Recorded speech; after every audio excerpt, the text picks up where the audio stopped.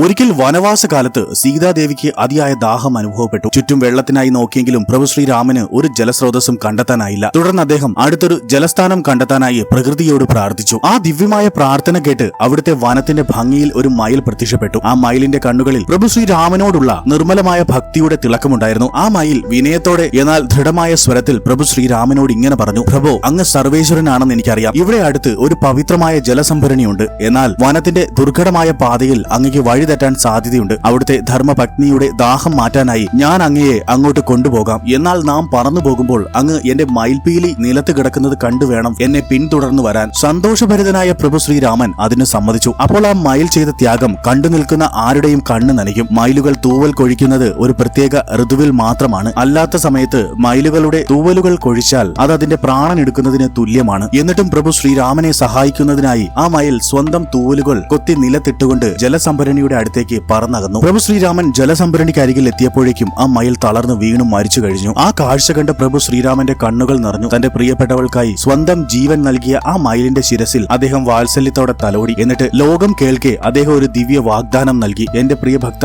നിന്റെ സ്നേഹവും ത്യാഗവും അളവില്ലാത്തതാണ്. ഈ ത്യാഗം ഞാൻ ഒരിക്കലും മറക്കില്ല. എന്റെ അടുത്ത അവതാരമായ ദ്വാപര യുഗത്തിലെ ശ്രീകൃഷ്ണനായി ഞാൻ വരുമ്പോൾ നിന്റെ ഈ ത്യാഗത്തിന്റെയും നിഷ്കളങ്കമായ ഭക്തിയുടെയും ഓർമ്മയ്ക്കായി ഞാൻ നിന്റെ കൊഴിഞ്ഞ പീലികൾ എന്റെ കിരീടത്തിൽ അണിയും. ലോകം മുഴുവൻ എന്റെ കിരീടത്തിലെ മയിൽപീലിയിൽ നിന്റെ ത്യാഗം കാണും. അതാണ് നിനക്കുള്ള എന്റെ വാഗ്ദാനം. അങ്ങനെ ദ്വാപര യുഗത്തിൽ ഭഗവാൻ ശ്രീകൃഷ്ണനായി അവതരിച്ചപ്പോൾ അദ്ദേഹത്തിന്റെ മകുടത്തിൽ മനോഹരമായ മയിൽപീലി അണിഞ്ഞു. അത് വെറുമൊരു അലങ്കാരമല്ല, മറിച്ച് ദിവ്യമായ സ്നേഹം, സമ്പൂർണമായ ത്യാഗം, ഭക്തനും ഭഗവാനും തമ്മിലുള്ള അനശ്വരമായ ബന്ധം എന്നിവയുടെ പരം പവിത്രമായ പ്രതീകമായി ഇന്നും നിലനിൽക്കുന്നു. ഭഗവാൻ ശ്രീകൃഷ്ണന്റെ കിരീടത്തിലെ മയിൽപീലിയുടെ കഥ നിങ്ങൾക്ക് ഇഷ്ടമായാൽ ലൈക്ക് ആൻഡ് സബ്സ്ക്രൈബ് ചെയ്യൂ. ജയ് ശ്രീ രാധാകൃഷ്ണ.